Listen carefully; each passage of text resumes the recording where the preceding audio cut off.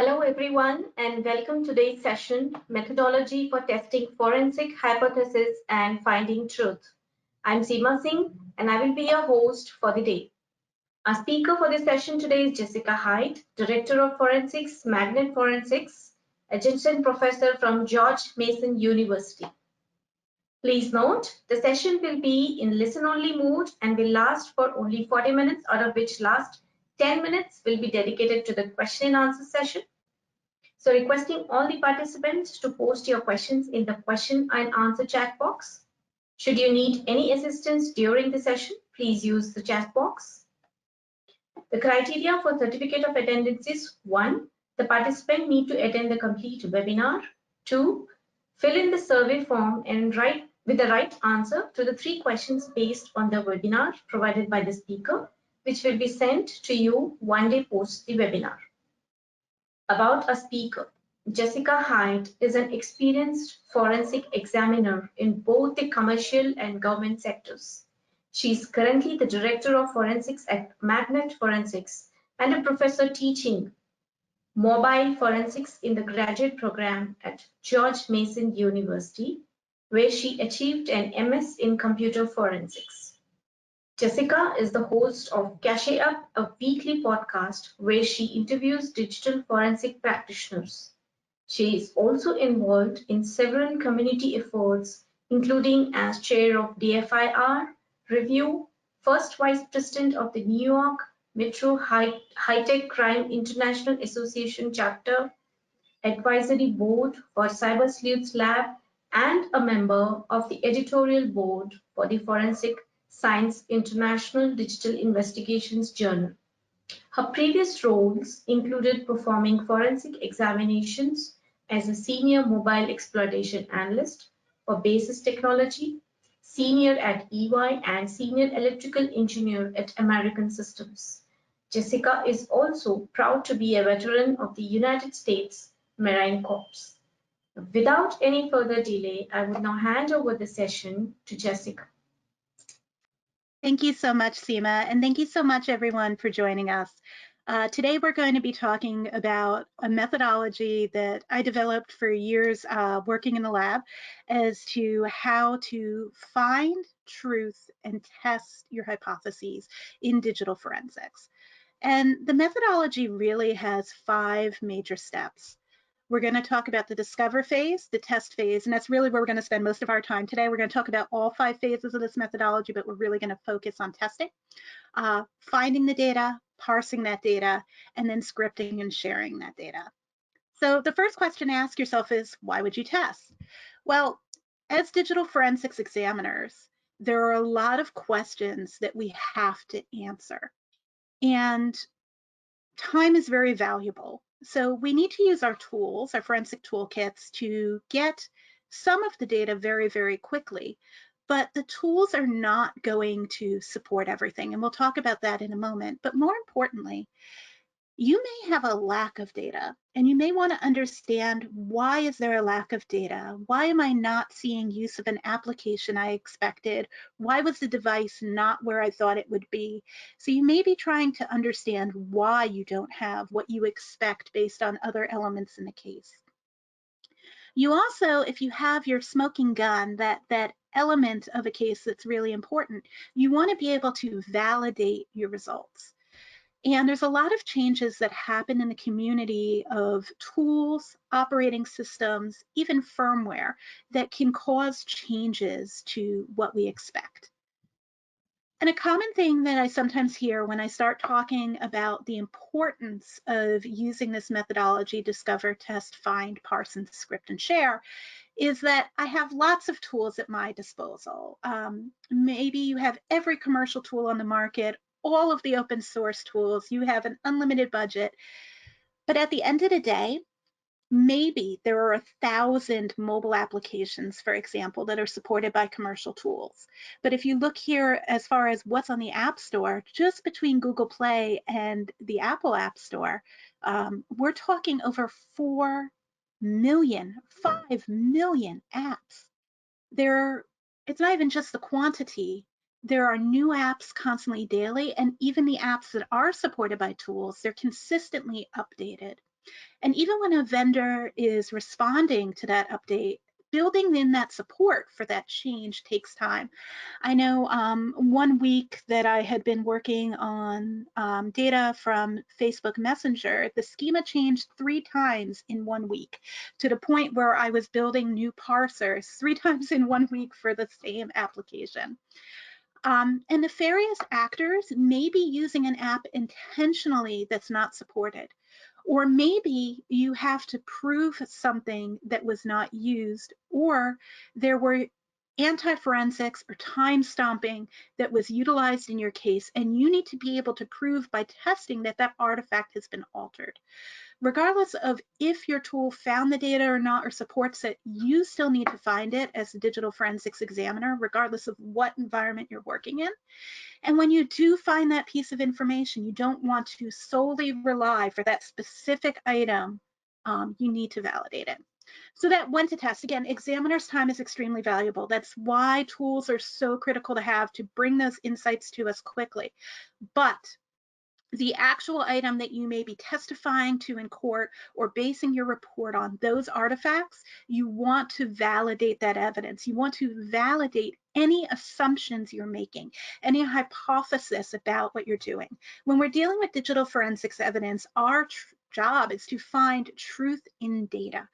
And in order to find that truth, we need to be able to validate. And in order to validate, we need to not just make assumptions based on what we see in evidence, but to test. And we'll talk about a couple of potentially wrong, dangerous assumptions that I've seen in evidence on cases I've worked. And that time is extremely valuable. So we need to focus on things, and we need to focus on the proper timeframes to determine when we're going to test. Okay, so why is it necessary? You need to be able to verify what you think is happening is happening. You need to be able to ensure that you truly understand the data storage. And when you test, you can actually use known data. That's going to help you decode and prevent you from making assumptions. With hypotheses, we need to prove them. So let's get out of this and just start walking through the methodology. Okay, so I'm going to do this walkthrough of the 5 steps: discover, test, find, parse, script, and share, focusing in this example with a mobile application. But please note that this crosses into all realms. This methodology, I've used it in network testing and hardware testing. I've used this methodology for Windows, Mac, Linux. Anytime you're looking at how changes happen to a system, this is a methodology that will help you in that process. So in the discover phase, what you're going to do is you need to look at what was installed. So you're discovering, you're starting on your evidence, right? The first thing you're going to want is either a physical or a file system image. And again, this example is with mobile, but the important thing is that you have all of the data. If you just have a logical image in mobile forensics, you're receiving data is already interpreted by the operating system of the applications that allow themselves to be interpreted and presented in that way, for example, via backup. If you have a full physical or a file system image, you're going to have access to the data that is not already included. So the purpose of this step is to identify the things you're looking for. Now, if you're looking at applications, it would be looking at the installed applications. If you're looking at events in a particular time period, you would be narrowing your evidence down to artifacts that took place in that time period, and then exploring what was used there. So one of the first things I do is look at what the commercial tools found, because I need that head start. So I'm going to utilize all my commercial tools. And then I'm going to look at what's installed, what application permissions there are, and what's been used to determine what apps or events may be of interest, and then see if there is supporting content that parses that. So in this example, I have an image, and what we're looking for is chat data. I ran this through every mobile forensics tool that's on the market. I believe I used 8 tools, and none of them parsed any chat content for this particular data set. So because we're looking at Android, there are different locations depending on what operating system you're looking at. But on Android, here are a list of different areas where you can look to identify what applications are installed, as well as what application usage has been most current and is common. Now, I will state that com.vending.android can have some extraneous data from the user that might have been on another device. So I just want to give that caveat. So on this particular image, I went ahead and went to the packages.list, which literally in Android is just going to give you a listing of the different applications. And we can see that we have a whole bunch of games installed in here. So I don't know who's a fan of Star Wars Galaxy of Heroes or of Clash of Clans, but they are all installed here. And then the next thing you're going to want to do to get an understanding of an app is I like to look at the permissions. So it's the packages.xml file. There are preference files per application as well, but this one lets me see all of them at once. And I can look for things that might be of interest, such as access to contacts, because maybe that shows me that that application is able to chat. Maybe I'm looking for things that have access to geolocation data services. Maybe I'm looking for things that have access to the camera, video, etc., for whatever data type I'm looking for. In our example, we're looking for chat communications. I would also say that if you're on different operating systems, this is going to be a different place. For example, in iOS, you'll be looking at the TCCDB for this. On a Chromebook, you would be looking at the extension preferences file. So what we found on here is that we have 3 apps of interest that appear to have communications, even though none of our forensics tools parsed it. And that's Chess with Friends, Word Chums, and QuizUp. So the first thing I do once I've done that as part of my discovery phase, I now know what applications I'm looking at in my discovery phase. I'm going to go ahead and see if somebody else has written a parser for this or something similar. So if I look for Chess with Friends, there aren't any parsers, but there is a parser for Words with Friends, and they were both made by Zynga. This was done by Cheeky Forensics Monkey, and when I went and looked at the application, the database was exactly the same name. So went ahead and just tried the parser, and voila, his parser was able to parse, and we can see that Frankie Blue Eyes and Elvis P74 are communicating with each other. And we'll talk a little bit about development of profiles in a minute when we get to testing. So now we've got 2 apps of interest that we're going to look into, Word Chums and QuizUp. So as part of our discover phase, we're going to research the apps. This is really important. A lot of times folks will research what is written about the app, but that doesn't necessarily tell you all of the functionality. A lot of the functionality is left out. So for example, with Word Chums, there is nothing in the description that talks about the fact that there is a chat feature. With Clash of Clans, funny story, you can't get to chat until you have, I believe it's a level 4 town hall. So I had to create data for Clash of Clans and get to the chat feature exposed. And I was creating data with my child because nothing better than using your children to help you with data generation. And in creating that data, he told me I was playing wrong because he didn't understand that my objective was just to get to townhouse level or town level 4, whatever it was, so that I could chat. So sometimes those things can be funny. But this chat function is noted because there's a chat button in a picture that's on the details of that. So look at the pictures. I will also say that I've noted functionality from reading the actual reviews of the app, additional functionality, so that it would become part of my test plan. Now, I actually is about. So for testing, there's a couple of really key elements. The first thing is you need to look at if you're going to be able to test on physical hardware on a device, if that's available to you, or emulators. And the key things I want to say you keep in mind is the same operating system version, the same app version, potentially even the same hardware. In terms of app versions, in the existence of an Android APK or an executable that you're testing from Windows, or another file system, if you can extract that from the image and test with that in your test environment, that is critical. In terms of if you're going to be on hardware emulators, take into consideration if you happen to be looking at something that might be malware, obviously the preference would be to be in a virtualized environment and a segmented network. Then you really want to document your test plan, document your data population, and test the application. So let's talk a little bit more about this. So where do you start? So if you're looking at physical hardware, I wanted to share some great blogs and posts that describe physical hardware setups that you can use that will help you be successful. One of the key things is, what device am I going to be able to use to test in order to be able to pull back the full file system image? Chris Vance did a great blog post on this for Android and iOS on his blog D20 Forensics. Biz Barney did a great blog post on the Mac Forensics blog about setting up an iOS device using a Mac for testing.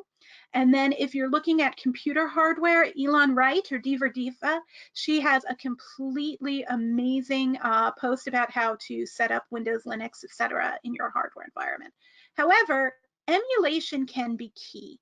A lot of times I test an emulation because it might even be quicker and easier for me to spin up emulation. For Android, great blog post by Alexis Brignoni. Now, his blog post is actually featured on looking at data and presenting it in this way, but it can also be used for extraction. For Android emulation, there's lots of choices. I mean, for VMs, you may be thinking of different VM companies where you can create VMs for computers.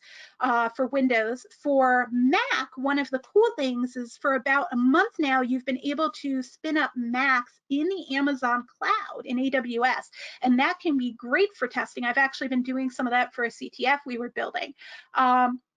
And then for Android, and I believe Kevin Pagano is here, so he already probably took that hint for the CTF that I'm building. The Magnet has an app simulator that you can use to simulate data, but really for Android, Knox, BlueStacks, Genymotion, you can use any of those emulators. For iOS, I haven't played with it yet.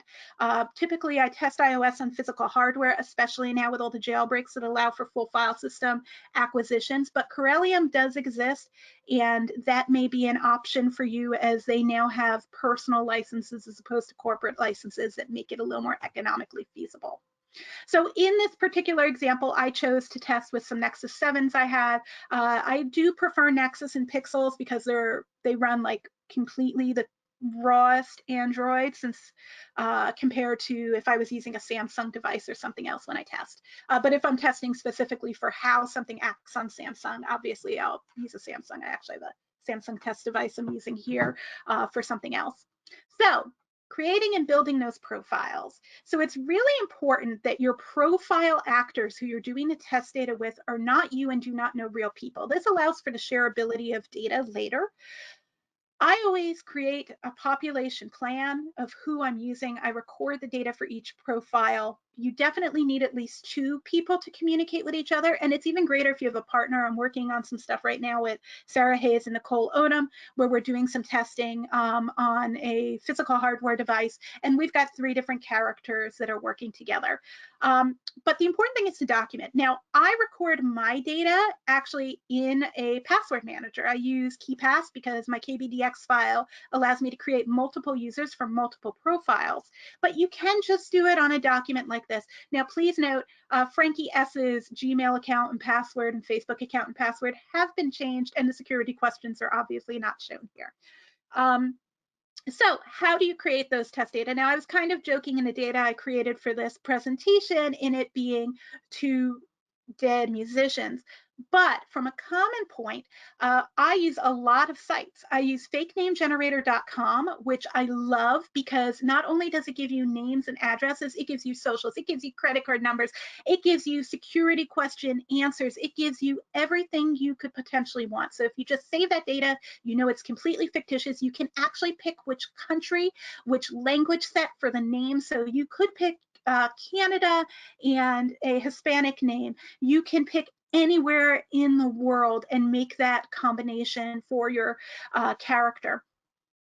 One of the things I also like to do is make sure that my profile pictures are not stock images and are not real people. And the reason I don't use stock images is because they actually are real people, even if they're stock images. So what I tend to do is use this persondoesnotexist.com, which actually uses AI to create fake images, and then I save those pictures and then use those with other random pictures that do not have faces to populate the photo aspects of profiles. And again, I like using a password manager to store all of my different people because I can store them separately. Now, rules about profiles, absolutely necessary. So number one, profiles should only talk to other profiles. Do not communicate with other people. If you are communicating with others, there's actually a little DFIR circle of trust on mobile data creation where we all have SIM profiles that can communicate with each other. And this actually came out of a Twitter conversation. I was like, hey, I'm tired of speaking to myself, and having those SIMs talk to other SIMs. And we even share some character information because some of those SIMs may be in age ranges where we want to make sure that the data creation and conversations match the styles and lifestyles of the other characters. But the important thing is not to connect with people you know in real life, or even other SIMs that connect to people in real life, because then you're going to get requests and connections from applications as they propagate that pertain to real people. And we want to try to keep real people out of our data. And you do need to associate a lot of these things and use them regularly. So like Facebook is really prolific at pulling down fake profiles. So you actually have to work really hard to maintain them. This sounds like the silliest thing to say, but I worked in a lab where I came across this, where people were flipping their own SIM in to create test data. Now, creating test data, I typically go and purchase a SIM in cash from a convenience store. They're usually about $35 a month in the US for unlimited, so it's really not a big deal. The bigger issue is if you need to test on a Verizon carrier, etc., they also have to-go plans. So please use a non-real SIM. I typically create a Proton Mail account for anonymity and then use that for all my follow-on account creation, because you do not need to associate a phone number.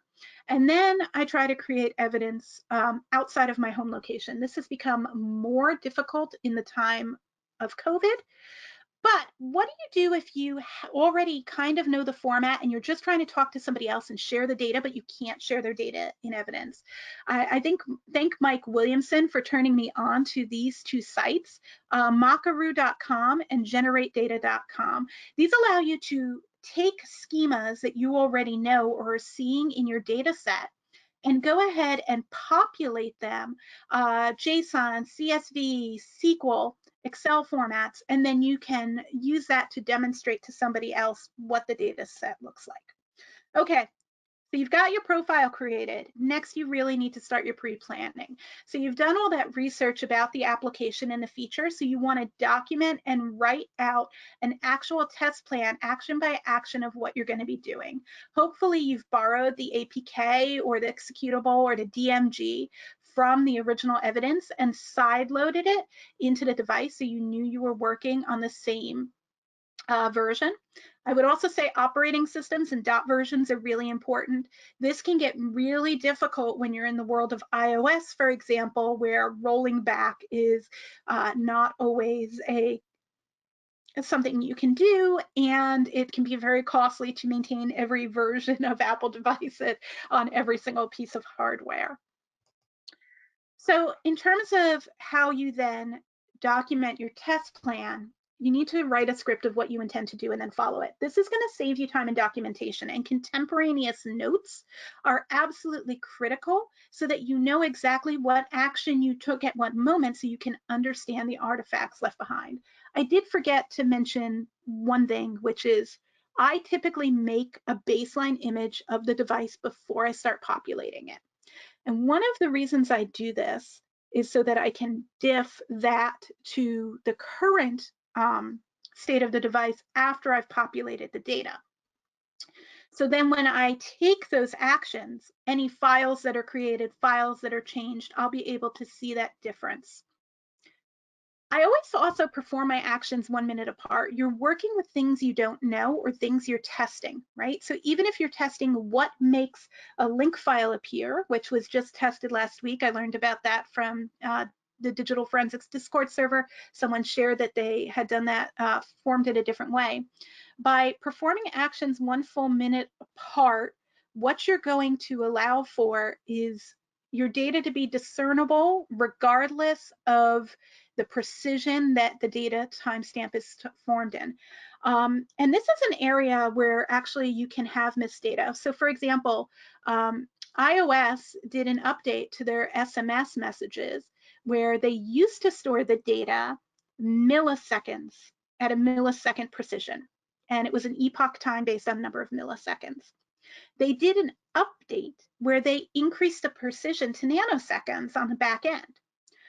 Where, and this is another reason you need to test, if you looked at that database and used a tool that did not yet recognize that update, it would have not registered the timestamps or incorrectly reported the timestamps on all newer messages, but your data would have looked correct because the date timestamps on the older messages from when it was in millisecond based epoch would have still shown. So I tend to do 1 minute apart because most applications are nanoseconds, milliseconds, single seconds, 2-second precision if you're dealing with like BlackBerry, 2-byte, 2-date time code stamp.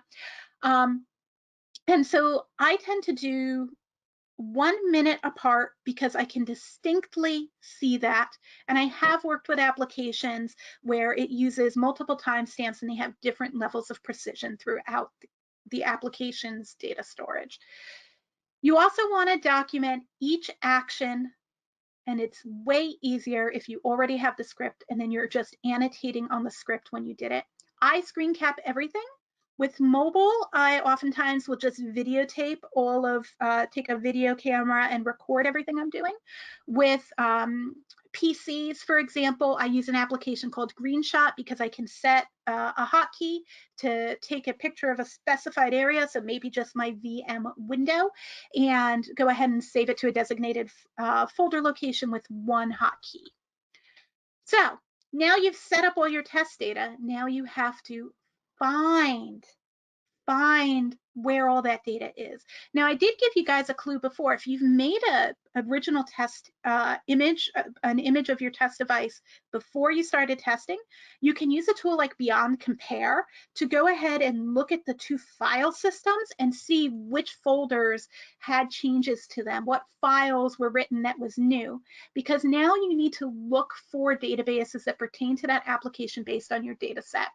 Another key for Android and iOS actually is the package name, how you find out what the package name that's going to be in that folder path is called. If you go to the Play Store and look at the URL bar while you're on that application, you are actually going to see in that URL bar the package name, well, we'll talk about the one here in a second, com.quizup.core. And so then I can go to any files that are com.quizup.core and start looking for the files within them, viewing them to find out what was of interest. So you want to look at all the files in the path. Sometimes that can get tedious. There can be many, many subfiles, but you need to find things like keys, things like data. You can go ahead and search for things like chat and message. I know a lot of people do that, but that's not going to necessarily help you. And then when you come across a file, you want to look at it in some kind of preview to see if it is potentially content of interest. So this file, which has no extension, just a .o extension, appears to have data of interest. I can see that content there. And so by manually looking through this, I have chat history and conversations. Now, the reason none of the commercial tools picked up these applications, these gaming applications, is none of them, they weren't supported and they weren't using common things like PLIS or SQLite databases, or even now very common level DBs to store that data. Instead, it's in proprietary formats. So this is what that cache history file looks like. And I identified two files of interest: cache chat history and cache conversations, followed by probably an epoch timestamp looking at that. So if we look at word chums, we're going to find that in the com.peoplefun.wordchums, which is its package name, a whole bunch of files there, chat1, friend2, game1, user1, and all of those files need to be correlated in order to build the message content. It's important also to note that just because we found com.peoplefun.wordchums here, which I believe is in data, that doesn't mean that there isn't additional data in another location like com.media0/com.peoplefun.wordchums, and then a whole nother set of file. Commonly, what you'll sometimes find is you may find the data here in the data folder, and there are different locations depending on which operating system you're on. But if you jump to the media and then user number 0/ and then that same find a path that contains the same package name, that is where you might find multimedia, pictures, videos, etc., that are going to be referenced from other databases or storage areas. I want to share a really big pitfall about assumptions here. So I was working a case that actually contained QuizUp a long time ago. And in QuizUp, in the QuizUp contacts was a whole bunch of usernames and pictures from all over the world. It gave me their city, it gave me their username, and it gave me their avatar, which many times was a real picture that may have been of them or who they wanted to present as, right? And it would have been a really bad assumption, and this is why we test, to go, these must be contacts of my investigation of the user on this device. So then I tested QuizUp. And in my testing of QuizUp, the older version of QuizUp, not QuizUp 2020, this has changed. In regular QuizUp, when you go to play a random game instead of against someone you know, it spins a globe. And as the globe spins, a person, you get about 10 matches from all over the world. So I'm in the United States, it might show me somebody in Western Canada, somebody in Russia, somebody in China, someone in Australia, someone in India, somebody in Norway, and somebody in the UK. And it spins the globe and then randomly matches me against them. All those people who you were never even matched with or never played a game with are put in your contacts. This is why it is incredibly important to not make assumptions about data based on what table names are or what things are parsed as, and to ensure that you test and validate what makes something appear. Because if you went off that assumption, you may assume that somebody is pertained or has a relationship with someone in your case, and they don't. Okay, so the next step, you have your data, you're going to need to actually parse it. So this is where we actually get into the data and turn it into something human readable. So the first thing you're going to do is use a viewer if it's appropriate. I showed you something with a preview there, but you may have to look at what your file extension is or your magic header and find something that supports viewing that data, be it a SQLite database, a level DB, be it just XML or raw text. We're looking at some of this data here in Notepad++. You may have to correlate different tables. Your goal is to code this to human readable. You want to take all that encoded data like time, date stamps and convert it so people can understand it. And then finally, once you've decoded the data from your test scenario, you want to then apply the same methodology to your evidence, whatever it is, how you parsed it to the evidence, right? Because we've created this test data based on the situation in our evidence. So because we're talking about chat in this example, let's talk about some of the fields and things you want to make sure that you're looking for. You want to look for sender and receiver, but sometimes it might just be one field. The sender and receiver, it just might be other party, and then the direction may be what determines if it's a sender or a receiver. Now, the direction would refer to outgoing or incoming, but sometimes not even outgoing or incoming is stated. Sometimes that has to be denoted based on the status, because your status might be red. If it's red, I know it's incoming, and then I know that that phone number is the person who sent it. So you might have to derive based on how your data is formatted and shared. But don't forget to look for attachments. messages and geolocation. Test with these things. And and one other thing I'm going to share about an application I was once testing. I was once testing a common chat application for a case I was working, and I was trying to figure out the data. And what was important was that I took an iOS device and an Android device and used them both to create test data. And the reason is the applications had different features at that time, right? Things are constantly being developed. So the iOS device allowed for location data to be shared, location pins, and the Android did not. I was curious in Android, but what happened if an iOS user sent that Android data? If I just tested Android to Android, I wouldn't know.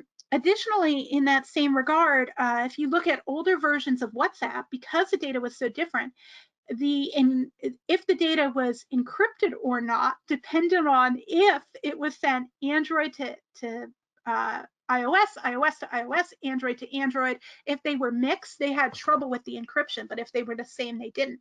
So there's really fascinating things there in terms of some lessons learned. I call this my sometimes list because it's just things I want you to be aware of. Sometimes it's going to be just a SQLite database or a known database, and you'll be able to view the data and make sense of it, especially with the knowns you have from having done your testing portion. Sometimes there's an open source parser for the database type you're seeing. So I don't mean like we were talking about with Cheeky Forensics Monkey having a parser for a like tool before. I mean, sometimes there's an open source parser for dealing with something like a level DB. But sometimes it's going to be a .dat file with proprietary formatting, which is what we're looking at. Sometimes you're going to have to bring multiple files together. Sometimes all the data's in one file and you're lucky. Sometimes parts of the data will be encoded and other parts won't. So you might have an encryption or encoded message field, but your time, date, stamp, sender, receiver might all be clear text. And so you might be able to get to some of the data more quickly than others. And some of those fields are just going to be really common. So let's parse some of this data. So here's the data from QuizUp, and I can look at that and see that it is pretty close to human readable, just a Notepad++. And literally all I did to take this data and convert it to being human readable was I hit return a bunch of times. I did all this analysis in Notepad++ and then reopened my save file in Notepad, and you can clearly see the messages and that there's a message ID, a from player, and a to player. Actually, the first lines of this file identify the from player and to player by their ID, and this is what you get from it.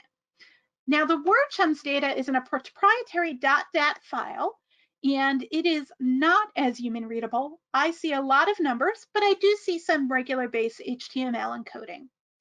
So I'm going to start with what I know. The HTML encoding seems to make sense. And another point on testing is make sure you're testing all the features. This app allowed me to have multiple games. And here is my screenshot because I continually save them. And in having multiple games, multiple games going on, you can see that this message is not in this screenshot because it was in the other conversation. So now I was able to determine which of these numbers was the conversation ID. It also let me know if it's the numbers before or the numbers after that make the difference. So then when I start parsing it, I want to bring up one really important thing. You don't have to know what everything is. I still don't know what this number 4 is, but that's not important because I know, maybe it is, but I know what a bunch of other things that I care about are. So this first timestamp here is actually the timestamp of the last message received. This is really cool because it allows me when I write a parser to know when I'm done. This here is the actual total number of messages that were saved. Then I have the game chat ID. Again, I was able to determine that by having multiple messages. And then we have the user ID. And obviously we know from our known data which message sent which, so we know that. And then we have the Unix timestamp that the message was sent, and then the encoded message. So with that, the next step is to go ahead and script and share. So why are you going to script? 3 major reasons. If you think you're ever going to see the app again, if it's too much data to parse by hand. I once worked in a chat app on a case and there were over 7,000 rows. If you think I was going to manually do that, no way. wrote a script. And then you want to be able to share with the community to save someone else's hard work. Now, the most common scripting language that we're going to use in forensics, because it's what's compatible with most of the tools, is Python. And if you don't know Python, I highly recommend Alexis Brignoni did a free Python study group, and he posted all the videos. I think there's 11 of them online. You get a textbook, you go ahead and do those walkthroughs with him, and you'll be on your way to writing Python scripts. So this is actually really kind of cool. Years ago, I worked with Cesar Quezada. He and I worked in the same lab, and we worked on writing this methodology together. And so then when he got into Python scripting, I thought it was important to have him demonstrate here. So this is him running the script he wrote to go ahead and parse word chums. So he's just going to his directory, and then he's going to call his parser, which he called wordfo. You've always got to come up with a clever name. And the first thing it's going to give you back is the last message and the number of chats, just that information, just so you know it ran. And then there's an output CSV, and you can see on this output CSV the game number, the sender, the timestamp, the messages, and the record IDs. You'll also see that there are some emojis in here, important to test with emojis as they are so common in language today. I did want to share that there's so many different ways that you can share. Please share what you found, be it the artifact you've discovered, the new way that something can be created, that shell bags can be created another way than we thought, then link files can be created another way that we want. There are so many things that can be tested. Please share what you test. This is a great way to break into the field and to become a known entity, and to help you get that next role. And there are so many different places you can share. I don't want you to be discouraged if you haven't broken new ground. You validating that something still works in a new version is valid and important research to share. You documenting how you learned something, like this talk, which is a methodology about how to do this process, is valuable to share. And then you get to build your own playbook with the information you're documenting. There's lots of great resources out there on how to share. I recently wrote a blog post on ways to share in DFIR. I encourage you to check that out. DFIR Review takes actual blog published research, so you don't have to go through the academic process to publish and get peer reviewed, and peer reviews that content. So check that out. You can share artifact scripts you write with the world on things like the Artifact Exchange or the Artifact Genome Project. I encourage you to start a blog. Great post from Phil Moore on that on This Week in Forensics, which if you do write a blog, please share them with This Week in Forensics and DFIR.training so they can get out to the whole community. So in conclusion, please test your hypotheses when you're dealing with digital forensics. Don't make assumptions. And there is a methodology you can use regardless of what platform or what environment you're in. Discover, test, find, parse, and then script and share so that the rest of the community can benefit. Thank you so much. I'm really excited to get to your questions. Thank you, Jessica. That was a very, very informative and insightful presentation. And I hope it was the attendees, I mean, they have really enjoyed, and it was really helpful and knowledgeable for them. Now, before we start the question and answer session, there is a small announcement. At EC Council, encouraging women in cybersecurity to step up and come forward has always been a part of our mission. To further our initiative to spread awareness and help bridge the gender gap, we will be dedicating the month of March to celebrate our women leaders in this growing industry. Our hope is to have women leaders like Jessica help inspire other women to pursue a rewarding career in cybersecurity. So if you are interested to know more about our programs, you may take part in the poll that is going to be conducted now.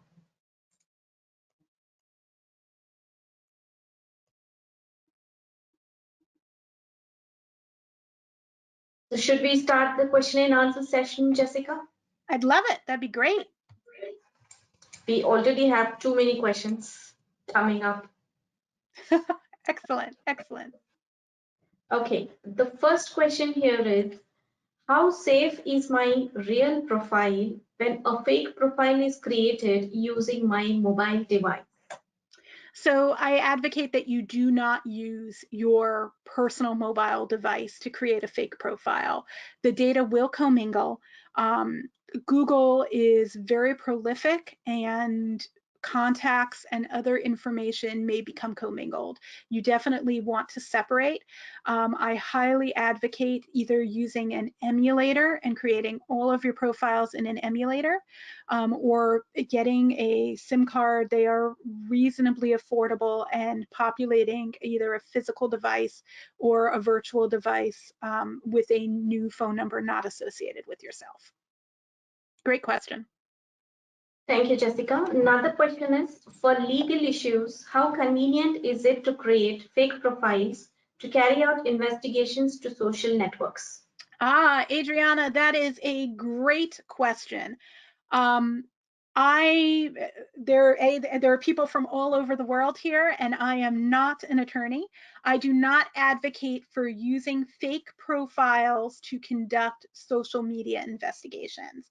The analysis I was speaking to here today is more for devices that have already been recovered, mobile phones, computers, network data, for social media investigations, where a specific user requires that the person be a friend with them in order to see a profile. For legal reasons, I suggest that you do not use fake profiles to make contact with real people as part of an investigation.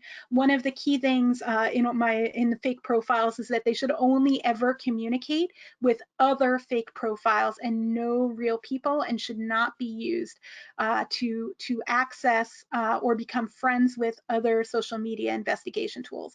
I will say, where I would say that there maybe is a separation from this, is there are some devices like Instagram, for example, where you do need an account in order to even be able to look at public profile information. In the instance where you just need an account in order to view public profile information, I would check with your organization's general counsel before doing it, but I think that that is less of an issue. It's when you're having any contact, friending, or friending a friend of a friend, or any of that action, that there's an issue. But if you're looking at public information just logged in as a user, probably less of an issue. I would say your better bet is to try to get a collection either from tokens that you've recovered from the account or with consent. There are archive systems of archive your own data. You can do warrant request services if you're legal to any of these providers and get warrant returns. And there are commercial tool support as well as open source for support for parsing lots of those returns and self-archives. Thank you so much, Jessica. I hope she got the answer. The next question is, will a video taken of actions performed as part of forensics be accepted as valid evidence in the court of law? So you're asking about the video you take as you're proving you're doing your testing, or a video you're taking for manipulation of data. So sometimes you can't get into the evidence device any way except for manually touching the buttons on the device. This should be your method of last resort.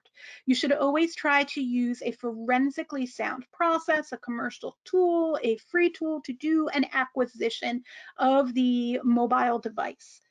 If you are forced because of some kind of restraint to move to manually accessing the device, putting in the PIN code and manually looking at contents, that should 100% be done under video, where every action and everything can be documented. And then again, the clear thing to do anytime you're working on evidence, and I know we were talking about testing, but anytime you're working on evidence, is to document. Contemporaneous notes are absolutely critical and clear. There was actually a good post recently by Josh Brunty of Marshall University around documentation. And there's also a bit of Hex. .com is a blog that has a good post on contemporaneous documentation. And if you're doing anything like that, I would 100% say document and video. Great question. Thank you, Jessica. Another question is, how can we go about doing forensics on the logged an unrooted Android device given to us? Great question. So, if you would have asked me 3 years ago, are you more likely to get full forensic analysis on an Android device or an iOS device, I would have said you're more likely to get a full file system on an Android and you're less likely on an iOS. And that world has flipped because of exploits like check rain that work on anything up to the iPhone XR, depending on the version of iOS, but newer versions of iOS are supported. The issue with Android devices is there's so many different answers. It really depends, and we need to talk about the exact device. There are methods that you can use, like custom recovery modes that will get you root on the device, that if you install a custom recovery with the device even being locked, you can, custom recoveries have root by default and you can pull the data. There are bootloader methods of acquisition, and there are commercial tools that support those. Those can be very expensive. There are commercial tools available to law enforcement that do unlocking of advanced devices, including those by Grayshift, who does unlocking for some newer Android devices as well as iOS. There are methods that use things like EDL mode or emergency download mode with a different cable that adjusts some of the electrical components to put the device into an alternative mode that allows for a file system or physical acquisition. There are certain exploits that evolve just to MTK or Qualcomm chips that on certain devices allow you to interrupt some of those initial sequences and get data.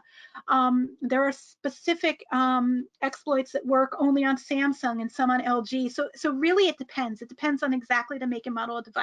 I would say if something's not supported now and you have a full physical, in the modern day, almost every device is encrypted. So warning number one, do not take the chip off. That's something we used to do back in the day, but post Android 6 and full disk encryption, I do not advise that. You'll never get the data back. The most important thing to do if there is not a methodology to support that device today is to wait. Put that device, get a logical if you can, go to Android and get a takeout, to Google and get a takeout if you can. The amount of data in a Google takeout is incredible. Tara Milton and I did a presentation, you can pull it from the Magnet Forensics Resource Center, comparing the data on a Google takeout to an Android full file system, and the amount of data you can get from a takeout is so valuable. So if you can get user credentials and authority to go ahead and do a self-archive Google takeout, do it. If you can serve a subpoena warrant to Google to get a warrant return, do that. There are other methods to get the data, even if there's a locked device that might be looking at the way that data is stored externally. But yeah, I guess in response to your question in summation, it depends. Excellent question. Yeah, we have another interesting question. She asks, can you share some tips for testing when you don't have access to the physical devices? For example, when I don't have access to an Android phone or a Mac laptop, are VMs and emulators a viable option? Absolutely. So I've been doing some testing just this last month with emulation of Mac devices in the AWS environment. It's about $1 an hour, so it's not too expensive if you can do quick things. It's actually the time to pull down the data that will kill you because the data export is pretty slow. So I would do more targeted file acquisitions with that. I actually was using our own tool magnet, Axiom Cyber, to do the acquisitions from the Mac in the remote AWS environment. But AWS having Mac emulation is excellent now because if you don't have a Mac in your testing lab, it allows you to test a Mac. Android, I've been emulating Android for years. You can use Knox, you can use Genymotion, you can use BlueStacks, you can use the methodology, you can use the Android Studio SDK.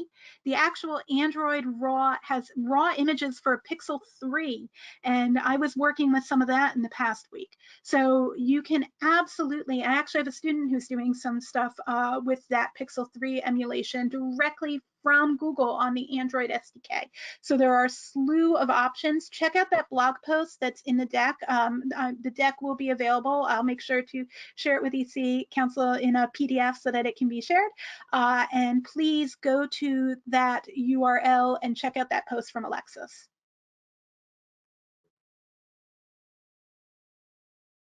hope that answers your question. Thank you, Jessica. We will take another 2 questions. We're getting too many questions. Okay. Why not access the device's FPGA port and download the binaries even if encrypted? Right, good question. So if you, the raw binary, if you have passcode and have the device unlocked and you can download the emulated partition, it will be unencrypted and it is valuable. If you have the encrypted partition, a lot of keys are now hardware-derived keys. You are probably not going to be able to unencrypt that. If you are solving that problem and want to share, please, please, please share. But I would advocate for only extracting the raw binary from an emulated. I 100% use DD command lines connected to devices that are rooted. If the device is rooted and encrypted, that's great. You can absolutely take a rooted device. This particular Android happens to be rooted. I connect it and I go ahead and just run a DD on the command line with, 2 terminals. You push BusyBox and super user over, you netcat across, and you bring the data right over to your computer, DD the emulated unencrypted partition. So you can do that.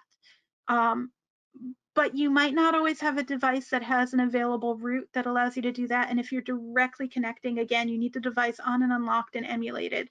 When I was answering the prior question, I was referring to an image, a binary. The entire chip is full disk encrypted locked. Thank you, Jessica. We have come to the end of the session. We'll just take this one last question and then Sure. we'll close. Yeah, the question is, how does using proxy, socks, or other technique help to mask your data? Sure. I mean, if you're concerned about masking network data and your geolocation information, that can be very, very helpful. However, location services, when you're testing, you want to have everything on. So if we're talking specifically about mobile, you want location services on. So using a proxy or a SOC, a VPN, it's not going to help you on a mobile device with the Google location services that are taking straight from the tower you're connecting to and are taking data straight from your GPS antenna.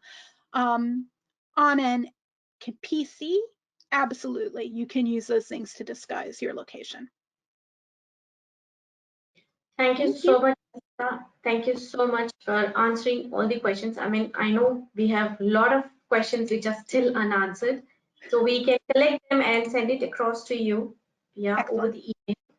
Yeah, and thank you to the attendees who have taken part in the poll.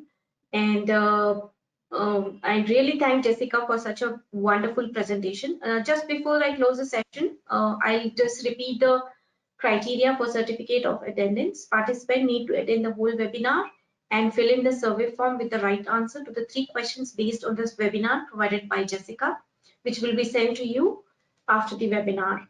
So thank you, Jessica, once again, and thank you to all the attendees. It was a pleasure to have you with us.